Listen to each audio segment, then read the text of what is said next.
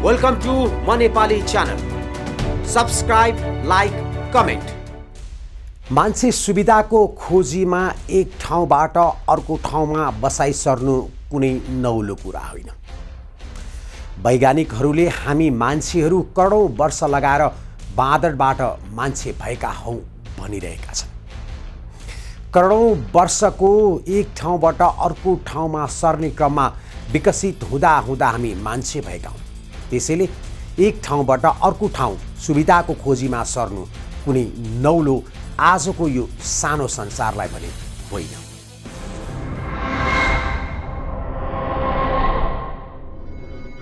आज विश्व एउटा सानो गाउँ जस्तो भइसक्यो। यो देशको मान्छे अर्को देशमा, अर्को देशको मान्छे अर्कै देशमा। अफ्रिकाको जंगलबाट खान, बस्न, सुरक्षाको खोजीमा हिँड्दा हिँड्दा करोडौँ वर्ष लगाएर हामी मान्छे भयौँ। आजको सभ्यताको विकाससम्म पुग्यौँ। पशु पन्छी जस्तै खान मात्रै खोज्ने हामी आज चन्द्रमामा बस्ती बसाउने तयारीमा छौँ। ज्ञान, विज्ञान, आविष्कार हाम्रो लागि चाहिने केही बाँकी राखेका छैनौँ। अब हामी भगवान नै हौं भन्न मात्र बाँकी छ। विज्ञानको विकासमा चरम उत्कर्षमा रहेका हामी मानव जाति मृत्युलाई मात्र जित्न बाँकी छ।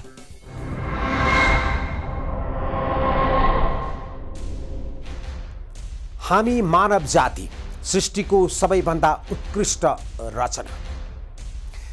दुर्भाग्य भनौँ या यसलाई सौभाग्य, 3 करोड पनि पुग नपुग जनसङ्ख्या भएका देशका युवाहरू अमेरिका, अफ्रिका, अस्ट्रेलिया, मरुभूमिसम्म पुगेका छन्। अझ परको कुरा किन, भारतमै पनि हाम्रा लाखौं युवाहरू रोजगारीकै लागि पुग्नु परेको छ, परिवार पाल्नकै लागि। जुन युवाहरूले देशको भविष्यको निर्णय गर्नुपर्ने थियो, ती युवाहरू परिवार पाल्नकै लागि, एक छाक खुवाउनको लागि, पढाउनको लागि, स्वास्थ्य उपचारकै लागि बाध्य भएर परदेशमा जानु परेको छ।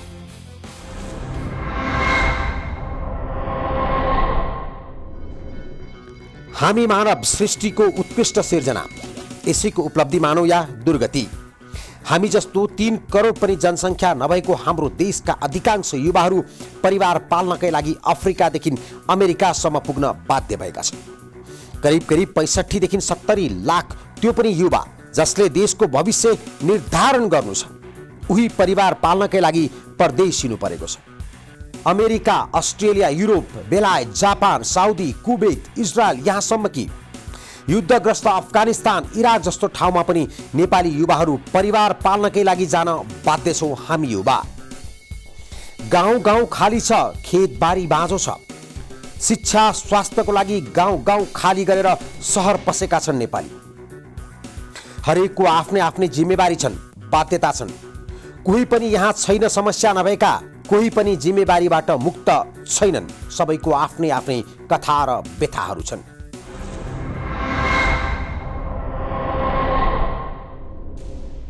कोही पनि समस्याले मुक्त छैनौं हामी यहाँ। बाध्यताले परको देशमा बस्नु परे पनि आफ्नै देशको लागि केही गर्न सकिन्छ कि भनेर एउटै महासञ्जालमा समाहित भएका हौं हामी एनआरएनहरू।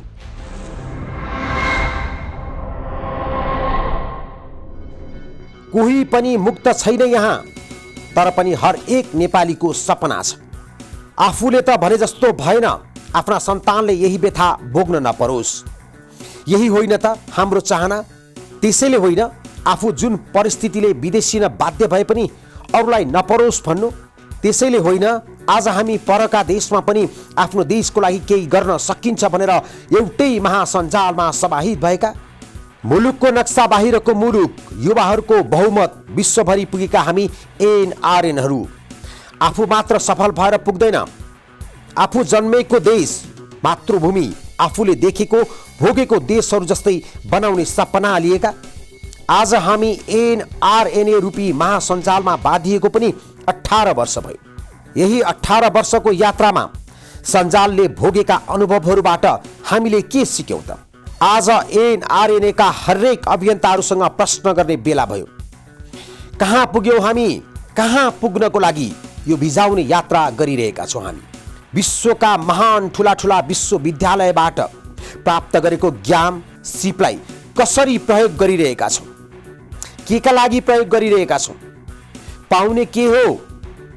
जुन राजनैतिक व्यथितिका कारण हामी परको देशमा जान बाध्य भयौँ, हामी पनि त्यही व्यथितिको बाटो देखाउँदैछौँ। यहाँ स्वागत गर्नुपर्ने ठाउँमा पद्धति प्रक्रियाको नाममा निषेधको राजनीति गरिरहेका छौँ। एक पटकको नेपाली, सधैँको नेपाली कुन अर्थमा अर्थ्याइरहेका छौँ?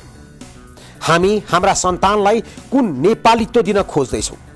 कहाँबाट सुरु गरेर कहाँ अन्त्य गर्न खोज्दैछौँ?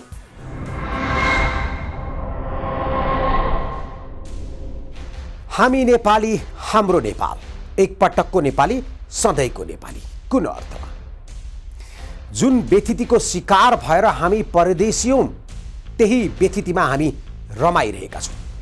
हामीले हासिल गरेको ज्ञान, सिप, अनुभव, धन केवल हाम्रो व्यथितिका साधक मात्र भए हामी मुलुकको लागि उदाहरण बन्न सकेनौँ।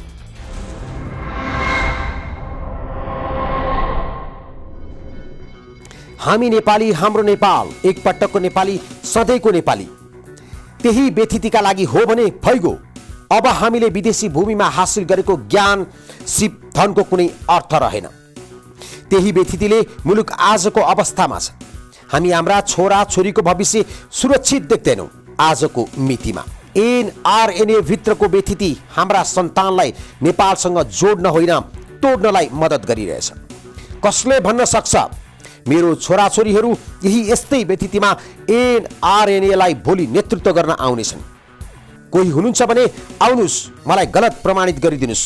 म जस्ता विचार राख्नेहरूलाई गलत प्रमाणित गरिदिनुहोस् भनेर हामी कामना गरिरहेका छौँ। ए महान अभियन्ताज्यूहरू आउनुहोस्, हामीलाई गलत प्रमाणित गरेर तपाईँहरूको छोराछोरीहरूलाई नेतृत्वमा अगाडि ल्याउनुहोस्। संस्थापक अध्यक्षज्यू उपेन्द्र दाई, रामप्रताप थापाज्यू, जीवा लामिछानेज्यू, देवमान हिराचन्दज्यू, शेष खलेज्यू, भवन भट्टज्यू, कुमार पन्तज्यू, खै कसलाई कहाँ पुकार्ने होला? कसलाई कुन मन्त्रले पुज्ने होला? कुन फुलपातीले पुज्ने होला? के को भोग चढाउने होला?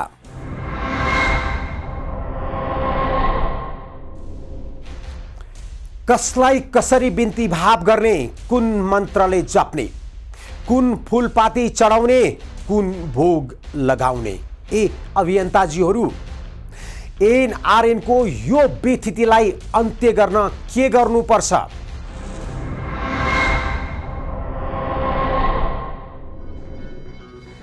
नेपाली भाषा पनि त्यस्तै छ, जता बङ्ग्याए पनि बङ्गिने।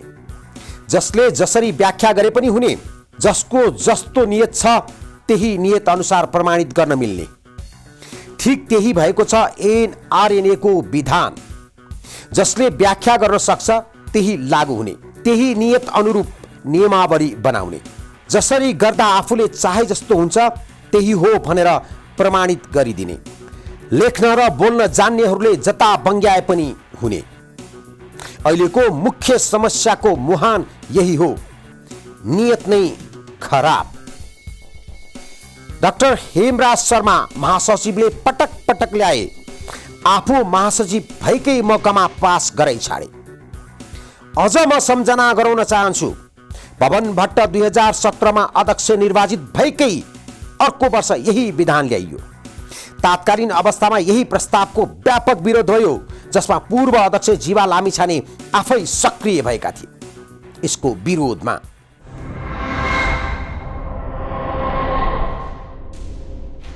2017मा जब भवन भट्ट निर्वाचित भए, त्यसको एक वर्षमा यही विधान फेरि प्रस्तुत गरिएको थियो। तर जीवा लामिछानेले यसलाई पास हुन दिएनन्। तर अहिले पास भयो। तात्कालीन अवस्थामा भवन भट्टकै पालोमा यदि यो पास भइदिएको भए आउने नेतृत्व कसलाई सुम्पने भन्ने उनले सक्थे। त्यही नहोस् भनेर यो विधान पास गरिएन, ताकि शेष खले जस्तो मान्छे कहिले पनि यो एनआरएनमा चाहेर पनि आउन नसकोस् भन्नको लागि। अहिले डाक्टर हेमराज शर्मा महासचिव छन्, यसपालि पास भयो। यहीबाट बुझ्न सकिन्छ कि यो विधान पास गर्नुको मुख्य उद्देश्य के हो। आफू र आफ्ना र आफूले चाहेका व्यक्ति बाहेक कोही पनि एनआरएनको नेतृत्वमा पुग्नै नसकुन्।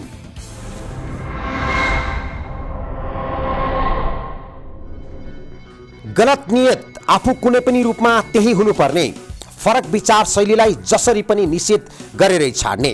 अन्यथा विधान र नियमावली किन यस्तो बनाइयो, चलखेल गर्न प्रशस्त ठाउँ किन राखियो, अहिले संस्थापन पक्षका उम्मेदवारहरूलाई लागेको होला उहाँहरूलाई अध्यक्ष बनाउन, उपाध्यक्ष बनाउन, महासचिव बनाउन यसले मद्दत गर्छ। होइन, सबैभन्दा ठुलो धोका नेतृत्वमा आउने माथि हुनेछ। तपाईको काँधमा राखेर बन्दुक अर्कैले चलाउनेछ, शिकार पनि उसैको हुनेछ। माफ गर्नुहोला, अब तपाईहरू आफै एकछिन एक्लै मौन भएर सोच्नुहोस्, को हो तपाईको काँधमा बन्दुक राखेर शिकार आफू खाने, दोष तपाईको काँधमा राख्ने? एउटा उखान छ नि, समझदारलाई इशारा काफी छ।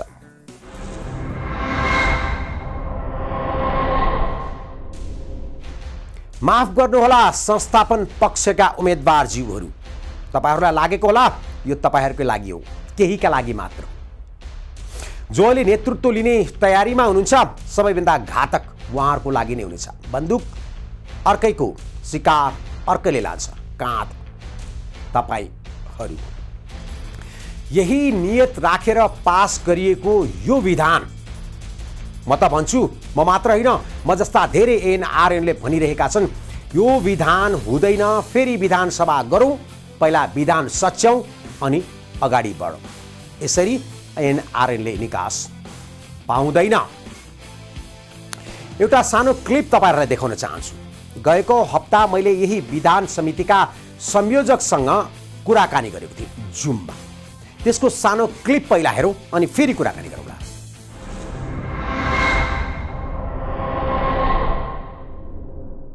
रायनजी, हाम्रो जस्तो संस्थामा तपाईँ 82 वटा 84 वटा देशमा चाहिँ हामीले एनसीसीहरू गठन गरेका छौँ।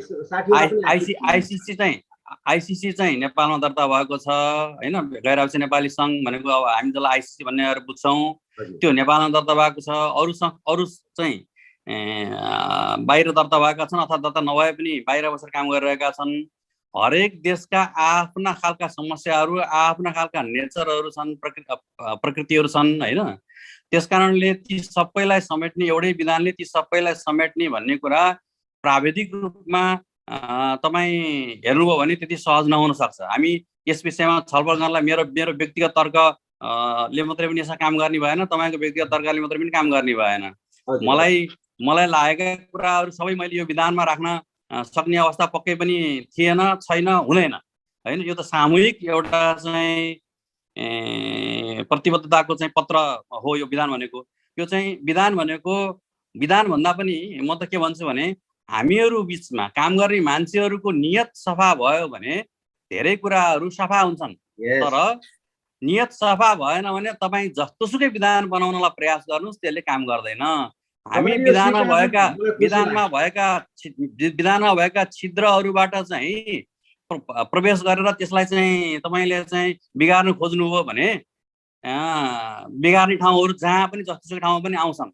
हामी नेपालको संविधान त्यत्रो खर्च गरेर दुईचोटि निर्वाचन गरेर त्यत्रा विधि मान्छेहरूदेखि लिएर अन्तर्राष्ट्रिय तहसम्मको चाहिँ हाम्रो नेपालको संविधानमा विज्ञताको प्रयोग भएको छ भनिन्छ होइन। तर संसद विघटन पछाडि सरकार कसले अनि सर्वोच्चले चाहिँ व्याख्या गरिदिनु पर्यो। त्यो व्याख्या गरेको विषय पनि सर्वमान्य हुन सकेका छैन। तपाईँ हामी त सामाजिक काम गर्ने प्राणीहरू हौँ, सामाजिक काम गरिरहेका छौँ। अहिले हामीले नेपालको राजनीतिमा जे भइरहेको छ त्यही त्यस्तै प्रकृति, त्यस्तै स्वभाव, त्यस्तै नियतहरू नै एनआरएनमा पनि हाबी भए। सरकार पनि अदालतसम्म पुग्यो, हामी पनि अदालतसम्म पुगेका छौँ। यो विषयमा म तपाईँसँग आज यदि समय मिल्यो भने यो विषयमा पनि गर्छु। तर तपाईँले एउटा कुरा त स्वीकार्नु, मलाई खुसी लाग्यो कि विधानको क्षेत्रतालाई प्रयोग गरेर निर्वाचनमा आफू नै विजयी हुनको लागि गरिएका यी कुकर्म र नियतको परिणाम हो र यस्तो हुन सक्छ। शब्द तपाईँले प्रयोग गर्नुभएको शब्द म सबै मेरो शब्द म भन्दिनँ। मैले भन्ने कुरा चाहिँ के हो भने मलाई भन्न दिनुभए हुन्छ। मेरो कुरा चाहिँ मलाई पनि विधान समितिमा बसे पनि म अहिले निर्वाचन समितिमा पनि बसेर काम गरिरहेको छु। गैर आवासीय नेपाली सङ्घमा लामो समयदेखि कुनै न कुनै रूपमा मेरो ठाउँबाट मैले सकेको भूमिका निर्वाह गरिरहेको छु।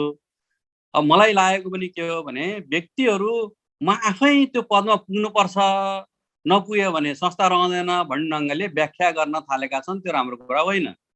यो चाहिँ जो भए पनि भनेको कमसेकम त्यसका निम्ति एक ढङ्गको योग्यता पुगेका मान्छेहरू, क्षमता भएका मान्छेहरू नेतृत्वमा पुग्नुपर्छ भन्ने कुरामा कुनै शङ्कै छैन। यति ठुलो संस्था भइसक्यो, जो पनि अध्यक्ष भएर चलाउँछ भन्ने कुरा हुँदैन। तर म नभई हुँदैन भन्ने जुन खालको चाहिँ संस्कार हामीमा विकास हुँदै गएको छ, हिजो हामीले संस्थापन गर्ने बेलामा डाक्टर उपेन्द्र महतोलाई, संस्थापक अध्यक्षज्यूलाई पहिलोपटक अध्यक्ष भइसके पछाडि उहाँले छोड्न खोजिरहनु भएको थियो। हामीले उहाँलाई होइन तपाईँ बस्नुपर्छ भन्यौँ। दोस्रो पटक भइसकेपछि त उहाँ कुनै पनि हालतमा मान्न तयार हुनुभएको थिएन। अन्तिममा महाधिवेशनमा उपस्थित सबै मान्छेहरूले होइन तपाईँ नि हुनुपर्छ, यो विधान परिवर्तन गर्नुपर्छ भने विधान परिवर्तन गरौँ, अरू केही कुराहरू गर्नुपर्छ भने अरू कुराहरू गरौँ, तर तपाईँ नै अध्यक्ष हुनुपर्छ भनेर हामीले बसायौँ। अहिले के भइरहेको छ, अर्को कोही हुनुपर्छ भन्ने कुरा छैन, म हुनुपर्छ भन्ने भइरहेछ होइन। अब एउटा पदमा मात्रै होइन, अरू पदमा पनि त्यस्तो भइरहेछ। त्यतिसम्म त ठिकै थियो। अब त नेपालको पार्टीले फलानु हुनुपर्छ भन्न थाल्यो होइन, त्यो चाहिँ गलत भयो। एनआरएनमा जब राजनीति हावी हुन्छ, राजनीति चाहिँ अब राजनीति प्राणीहरू बस्ने ठाउँमा अलिअलि राजनीतिक विषयहरू छिर्दैनन् भन्ने म मान्दिनँ। तर एउटा नेपालमा भएका राजनीतिक दलहरूले त्यहाँ चाहिँ हाम्रो मान्छे अध्यक्ष हुनुपर्छ, हाम्रो मान्छे महासचिव हुनुपर्छ भन्ने ढङ्गले लबिङ गर्ने, हाम्रा मान्छेहरूलाई चाहिँ जिताउनका लागि बाहिर भएका यो हाम्रो चाहिँ कमिटीका के अरे कमिटीहरू चाहिँ सक्रिय हुनुपर्छ भनेर लाग्ने। त्यति मात्रै नभएर नेताहरूले चाहिँ व्यक्तिगत रूपमा फोनहरू गरेर चाहिँ दबाब दिने जुन खालको पद्धति सुरु भएको छ, त्यो एउटा पार्टीको मात्रै कुरा छैनन्। यहाँ प्रमुख पार्टीहरू यसमा संलग्न छन्। त्यसरी नाम दिन यो कुरा चाहिँ पार्टी नै बद्दैन होला, कुनै क्यान्डिडेट यो कुरा गलत हो। यो कुरा मात्रै गलत होइन, त्यो निम्ता हामीले दिएको हो। हामी गैर-आवासीय नेपालीहरू जो नेतृत्वमा पुग्न लालायत छौँ, हामीले नै चाहिँ उहाँहरूलाई चाहिँ आमन्त्रण गरे हो, निम्ता दिएको हो। हामीले चुनावको बेलामा उहाँहरूको ढोका धाएर चाहिँ जिताउनका निम्ति सहयोगमा आएको हो। त्यस कारणले यो अवस्था आएको हो। यो बन्द हुनुपर्छ। त्यो नहुँदासम्म हामीले सोचेको जस्तो एनआरएन हुँदैन।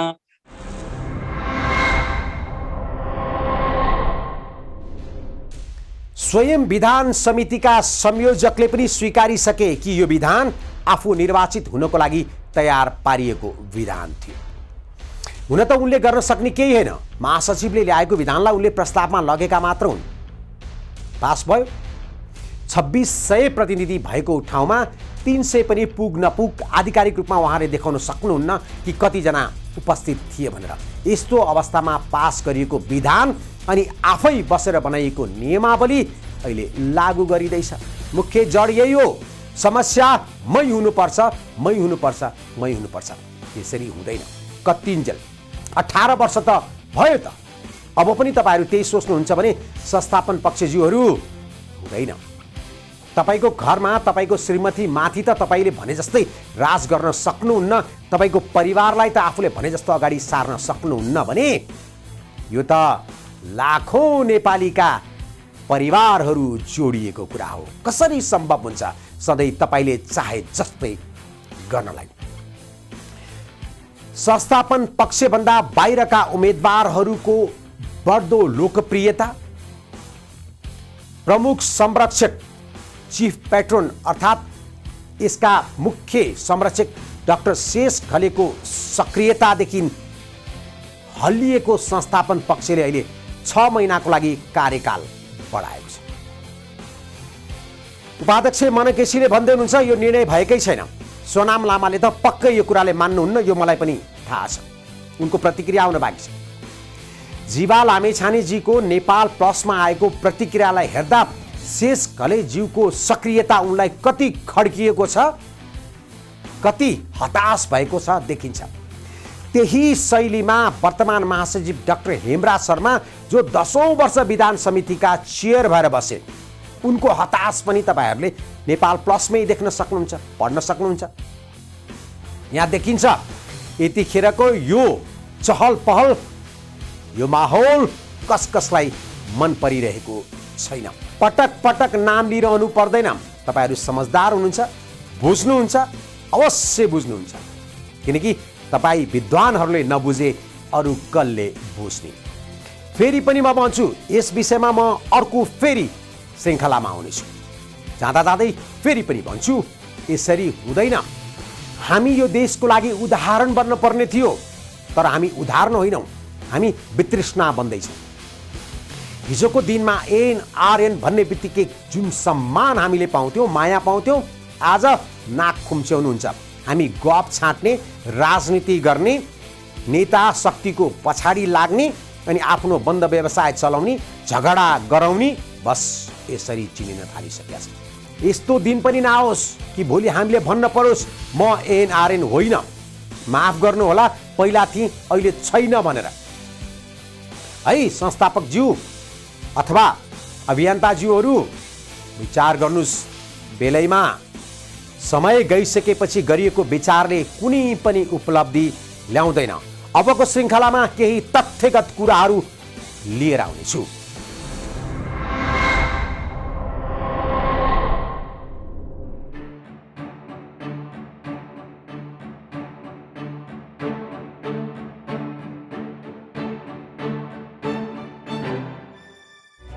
वेलकम टु म Nepali channel. Like, comment, subscribe